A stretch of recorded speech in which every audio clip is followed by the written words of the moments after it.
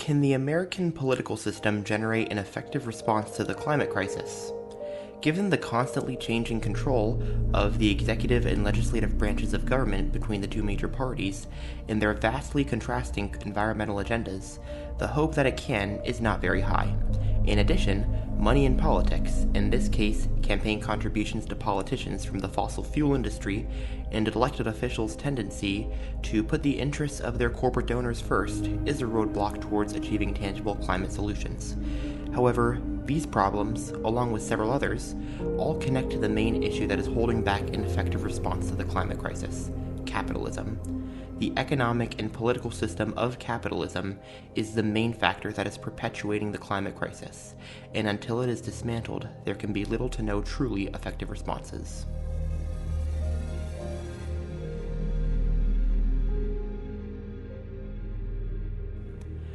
With the partisan gridlock in Congress, as well as the tendency for control over Congress to be incredibly fluid with every election, hopes for sweeping legislation to adequately address the climate crisis are not particularly high. This is due to the fact that Democratic members of Congress, on average, tend to have much more pro-environment voting records than their Republican counterparts. In 2018, the League of Conservation Voters, an environmental advocacy group that assigns scores to members of Congress based on how they often vote in favor of environmentally friendly measures, gave House and Senate Republicans, who controlled both houses of Congress at the time, an average score of 8%, whereas House and Senate Democrats received respective average scores of 90 and 95%.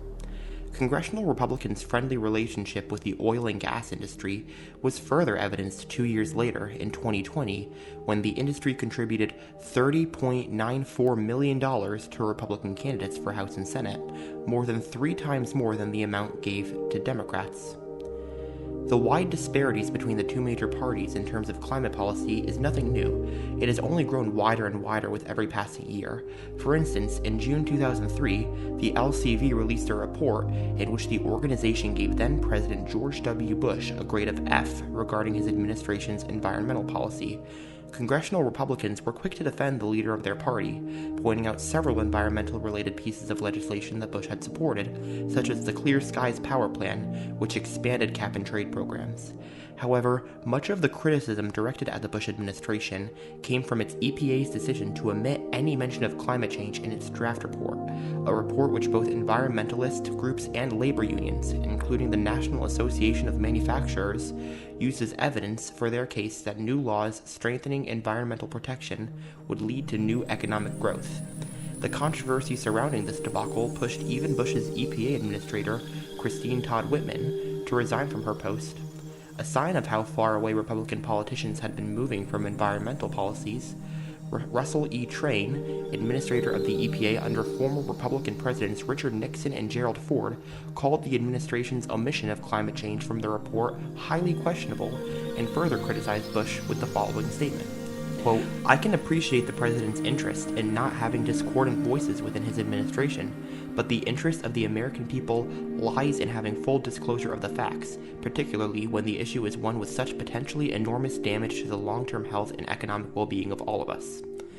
Republican politicians have continued to fight environmental regulations under Democratic presidential administrations, such as in 2013, when the 113th Congress convened for the beginning of President Obama's second term, and House members created new subcommittees to conduct oversight of EPA rules and regulations that they believed were damaging not only energy production, but the economy as well. During the current Biden administration, Republican state attorneys general have put themselves at the forefront of the fight against these regulations, and they have taken a case to the U.S. Supreme Court, known as West Virginia v. Environmental Protection Agency, which, if ruled in their favor, would kneecap the EPA's authority to regulate greenhouse gas emissions. The lack of bipartisan agreement that the climate crisis is worth addressing with bold, transformative action is not a sign to be hopeful that it can be addressed meaningfully in this current political climate. However, it is not just the lack of bipartisan solutions to climate change that is the problem, but also the fact that many key pieces of legislation which do have bipartisan support are greatly harmful to the environment. A recent example of this is the passage of the Bipartisan Infrastructure Package, known as the Infrastructure Investment and Jobs Act, or IIJA, which includes historic investments geared towards upgrading transportation infrastructure, although the impacts of these investments depends largely on how the funds are allocated by federal, state, and local governments. As explained by the Georgetown Climate Center, quote, "If investments instead flow mostly to adding more lanes and building more roads, the IIJA funding could result in an increase in emissions over what we'd expect without this additional investment. That's because building more roads consistently results in more traffic, and if you build it, they will come effect known as induced demand. In short, traffic expands to fill the lanes within a few short years, bringing with it more pollution." The neglect to ensure that these historic levels of funding for transportation infrastructure are put towards climate-friendly measures undercuts the Biden administration's goal for this package to be an investment in addressing climate change, and as there will be state and local governments that will inevitably take the route that leads to more emissions and, consequently, more pollution.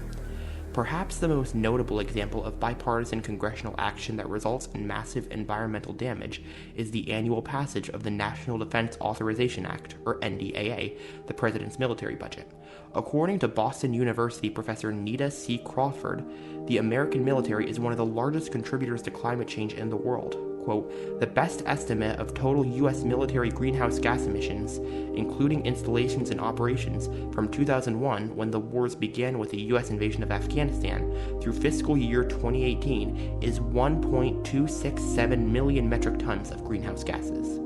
Biden's proposed budget for the fiscal year of 2023 calls for a record $813 billion in military funding, a 4% increase from the previous year. Between 2010 and 2018, the Department of Defense is estimated to have emitted an average of 66 million metric tons of CO2 equivalent per year. That amount of greenhouse gases is emitted in a single year by 14 million cars, and it makes up 15% of the total amount of greenhouse gases emitted in the residential sector annually.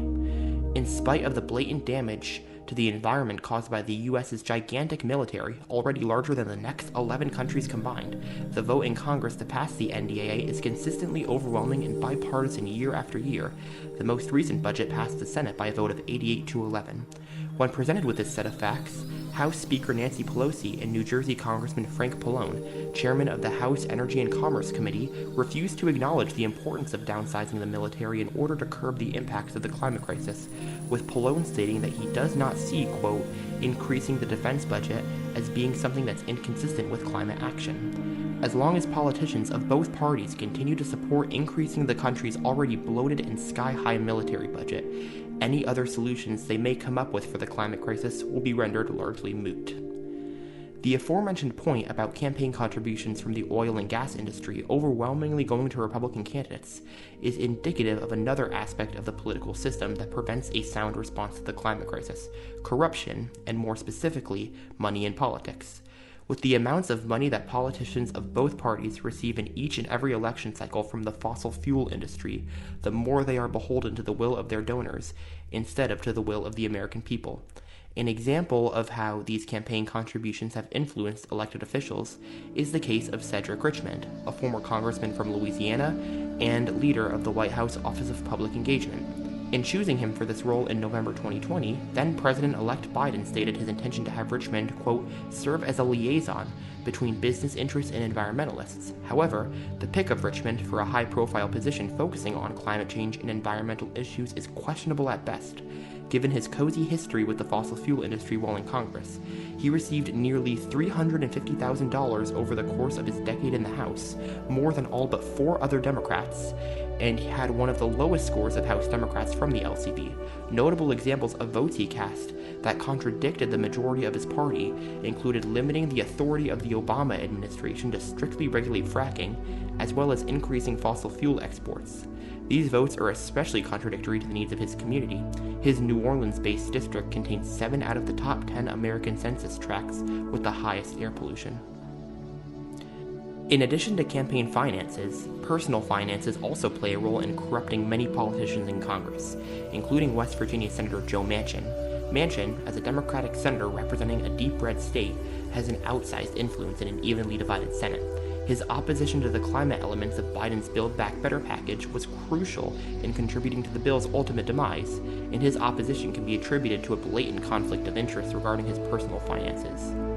He is the founder of the coal brokerage company Energy Systems Incorporated, his holdings in which are estimated to be worth between $1 and $5 million, and the amount of money he made from the company in 2020 alone, nearly $500,000, is nearly thrice his Senate salary of $174,000. This conflict of interest is especially egregious when considering the fact that, as chairman of the Senate Energy and Natural Resources Committee, he is instrumental in shaping climate and energy policy in the United States. Furthermore, regulators for the Mineral Management Service, a former agency of the Department of the Interior, were provided by, quote, at least one oil company with luxury goods, services, and gifts, including meals and tickets to sports games. In turn, the MMS would regularly grant companies exemptions to environmental rules and regulations, allowing them to drill and mine even if they violated them. The controversy surrounding this conflict of interest, particularly regarding their perceived leniency towards BP in the wake of the Deepwater Horizon oil spill, ultimately led to the agency's dissolution in 2011. These examples of American policymakers being influenced by their fossil fuel industry donors are not isolated incidents. In a 2014 study published by the academic journal Perspectives on Politics, Professors Martin Gillens of Princeton University and Benjamin I. Page of Northwestern University concluded the following, quote, when the preferences of economic elites and the stands of organized interest groups are controlled for, the preferences of the average American appear to have only a minuscule, near zero, statistically non-significant impact on public policy. In no uncertain terms, Gillens and Page have concluded that the interests of the voters do not matter to public policymakers, particularly when their interests are at odds with those of organized interest groups who, quote, spend a great deal of money on election campaigns. As a result, whatever desire there may be in Washington, D.C. for climate legislation will, the overwhelming majority of the time, be overrode by the influence of the fossil fuel industry and the campaign checks that they write to politicians. Both of the aforementioned obstacles to having a political system that can address the climate crisis, the hyperpartisanship on Capitol Hill and the influence of wealthy donors from the fossil fuel industry, can be explained by the overarching problem with the system that blocks tangible solutions from being implemented, and that is capitalism. Capitalism, an economic system driven by profit, is what is holding back policymakers in the U.S. political system from taking tangible action on climate change. Many so-called solutions to climate change have been proposed within the context of a capitalist system. However, most, if not all of them, fall dramatically short of the level of action that is needed to address such an existential threat. Specifically, the system in which these solutions fall under is known as green capitalism, quote, a new economic system that values the natural resources on which human survival depends, says economist Graciela Chichelniski. It fosters a harmonious relationship with our planet, its resources, and the many species it harbors. It is a new type of market economics that addresses both equity and efficiency. However, the solutions under green capitalism that Chichelniski offers would not do nearly enough to address the climate crisis. In fact, they may actually make the problem worse. An example of a solution offered by her is investing in technologies to, quote, capture CO2 from the atmosphere at low cost. However, as Stanford University professor Mark Z. Jacobson explains, in large part due to the natural gas that is used to power the carbon capture equipment, such a technology would achieve the exact opposite of its intended goal of reducing emissions. Quote, in sum, CCU and SDA-CCU increase or hold constant air pollution health damage and reduce little carbon before even considering sequestration or use leakages of carbon back into the air. Spending on capture rather than wind replacing either fossil fuels or bioenergy always increases total social costs substantially. No improvement in CCU or SDA-CCU equipment can change this conclusion while fossil fuel emissions exist, since carbon capture always incurs an equipment cost never incurred by wind, and carbon capture never reduces, instead mostly increases, air pollution and fuel mining, which wind eliminates. Another solution suggested by Chichelniski is using the funds generated from the United Nations carbon market, implemented under the Kyoto Protocol, to invest in the building of carbon-negative power plants in developing countries. However, as Jennifer Morgan, State Secretary and Special Envoy for International Climate Action and former Director for Greenpeace, explains, this idea is incredibly hypocritical, as it revolves around carbon offsetting, which is the practice of, quote, paying for someone else to reduce or remove carbon while you continue pumping it into the atmosphere.